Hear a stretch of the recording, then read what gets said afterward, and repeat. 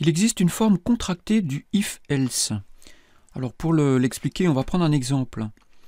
Donc là, j'ai une variable res que je mets à 0, une variable val que j'initialise avec une valeur aléatoire entre 0 et 100. J'affiche la valeur val que j'ai obtenue. Et ensuite, je fais un test. Est-ce que val est inférieur à 50? Si oui, je mets res à 50. Et sinon, je mets res à 100. Et ensuite, j'affiche res. Alors ça peut s'écrire de cette façon. Je peux écrire res égale. Là, je mets le test. Est-ce que val est inférieur ou égal à 50? Et je pose la question, est-ce que c'est vrai? Si c'est vrai, je prends 50. Sinon, je prends 100. Et ensuite, je vais donc réafficher res pour voir le résultat. Donc, le test est ici. S'il est vrai, on prend la première valeur. Sinon, on prend la seconde. Et là, il y a une valeur de retour. Hein. Le résultat de l'expression, ça sera ou 50 ou 100. Alors, on va tester pour voir. Voilà, donc on a bien la même chose. Hein, val vaut 52. Hein, donc, ce n'est pas inférieur ou égal à 50, c'est supérieur, donc c'est 100 le résultat. Donc, on l'affiche une première fois ici et une seconde fois ici. Voilà. Alors, il y a deuxième exemple possible, parce qu'on n'est pas obligé de récupérer la valeur de retour, et bien souvent, ça peut être pratique. Alors, deuxième exemple, cette fois, on tire à pile ou face. Donc, rand modulo 2 va retourner soit 0, soit 1. Si c'est 1, le test ici est vrai. Donc, à ce moment-là, on affiche pile. Sinon, le test est faux, et on affiche face. Ben, ça, on va pouvoir l'écrire sur une seule ligne, en mettant d'abord le test, donc rand modulo 2. Donc ça, c'est le test. Est-ce que c'est vrai? Si c'est vrai, eh bien, c'est pile. Donc j'affiche à ce moment-là pile. Et pas de point-virgule, mais deux points comme ça. Et si c'est faux, à ce moment-là, j'affiche face. Et là, je vais garder le point-virgule. Voilà.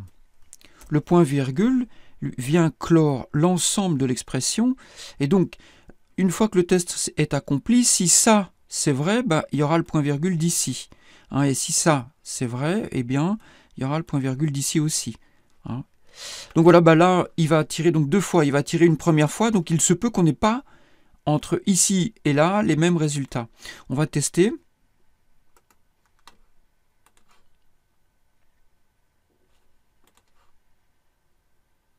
On n'a pas les mêmes résultats.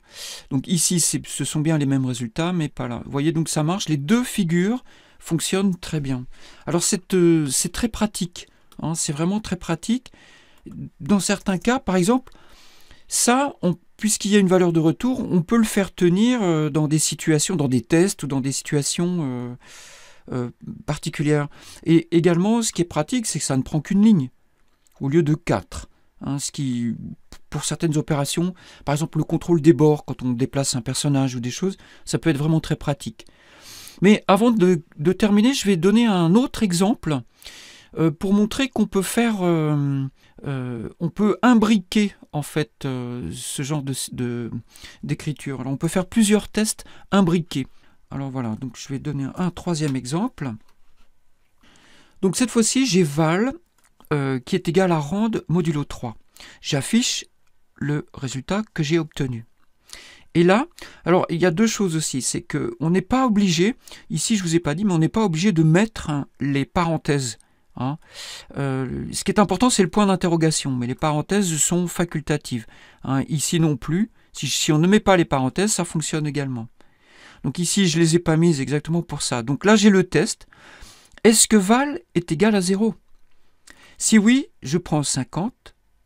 Sinon, je rentre dans une nouvelle expression du même, une nouvelle forme contractée de if, else, et je fais est-ce que, alors, il n'est pas égal à 0. Dans ce cas-là, est-ce qu'il est égal à 1?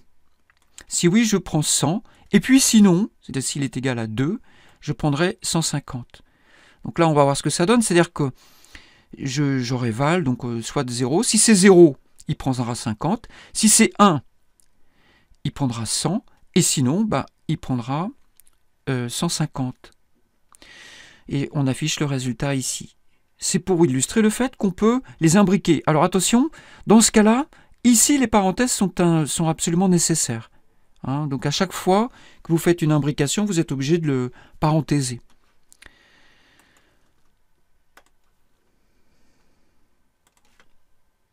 Voilà, donc là ici c'est 150. Donc on a 2, donc on a 150. On peut le relancer pour voir. 0, donc j'ai 50. Encore une fois, peut-être, avec un peu de chance, on aura 1. Non. Enfin voilà, donc ça marche très bien.